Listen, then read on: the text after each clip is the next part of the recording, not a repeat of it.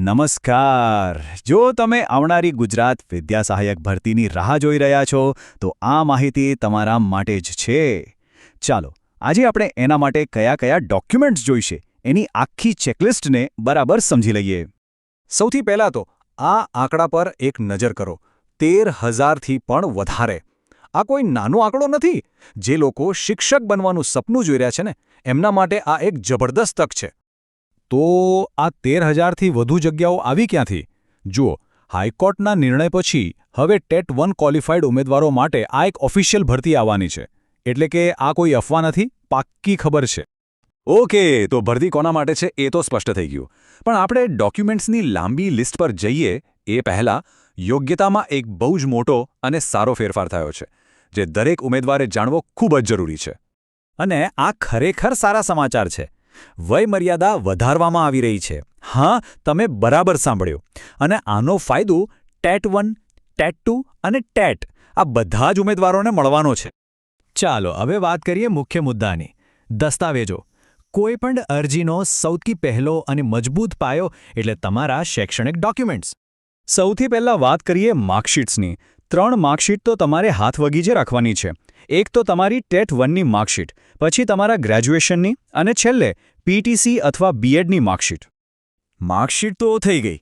હવે વાત આવે છે સર્ટિફિકેટ્સની. આમાં પણ 3 મુખ્ય છે.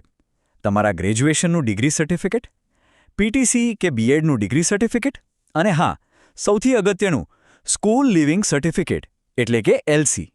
હવે આ એક વાત પર ખાસ ધ્યાન આપજો. જો તમે કોઈ વિષયમાં ટ્રાયલ આપી હોય અને તમારી પાસે એનું ટ્રાયલ સર્ટિફિકેટ હોય તો એને જોડવાનું ભૂલતા નહીં. જો આ સર્ટિફિકેટ મુખ્ય માર્કશીટ સાથે નહીં હોય તો અરજી સીધી રદ થઈ શકે છે. આ બહુ જ નાની પણ ગંભીર ભૂલ સાબિત થઈ શકે છે. ચાલો, શૈક્ષણિક ડોક્યુમેન્ટ્સની વાત પૂરી થઈ. હવે આપણે આગળ વધીએ અને વાત કરીએ તમારા વ્યક્તિગત અને બીજા પ્રમાણપત્રોની, જે તમારી ઓળખ અને કેટેગરી સાબિત કરશે. આમાં મુખ્યત્વે 3 પ્રમાણપત્રો આવે છે.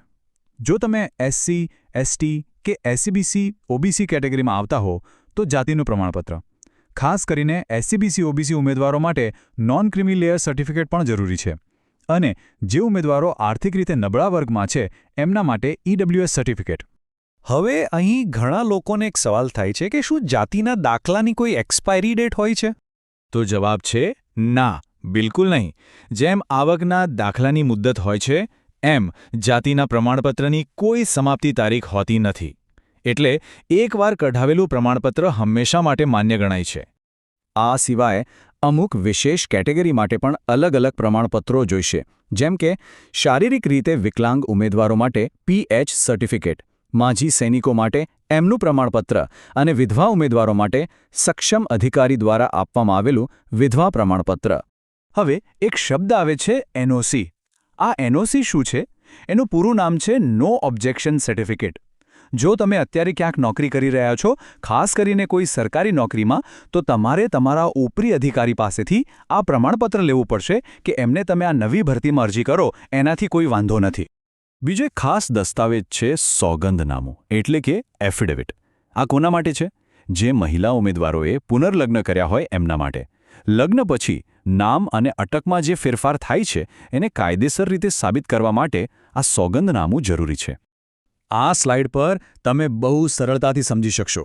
જુઓ, લગ્ન પહેલાં તમારા ડોક્યુમેન્ટ્સમાં તમારું નામ, પિતાનું નામ અને પિતાની અટક હોય છે. લગ્ન પછી પિતાના નામની જગ્યાએ પતિનું નામ અને પિતાની અટકની જગ્યાએ પતિની અટક આવે છે. આ સોગંદનામો બસ આ જ ફેરફારને સત્તાવાર રીતે જોડે છે, જેથી કોઈ કન્ફ્યુઝન ન રહે. તો આપણે બધા જરૂરી દસ્તાવેજોની લિસ્ટો જોઈ લીધી. પણ હવે આ બધી માહિતીનું કરવું શું? બસ હવે તૈયારી શરૂ કરવાનો સમય છે. તમારી સરળતા માટે આ રહ્યો એક 4 સ્ટેપનો એક્શન પ્લાન. પહેલું, તમારી પાસે જે પણ ડોક્યુમેન્ટ્સ છે એને આ લિસ્ટ સાથે સરખાવી લો. બીજું, જો કોઈ ડોક્યુમેન્ટ ખૂટતું હોય તો એને કઢાવવાની પ્રોસેસ આજથી જ શરૂ કરી દો. ત્રીજું, દરેક ડોક્યુમેન્ટની એક સારી ક્વોલિટીની ઝેરોક્સ કોપી કરાવીને તૈયાર રાખો.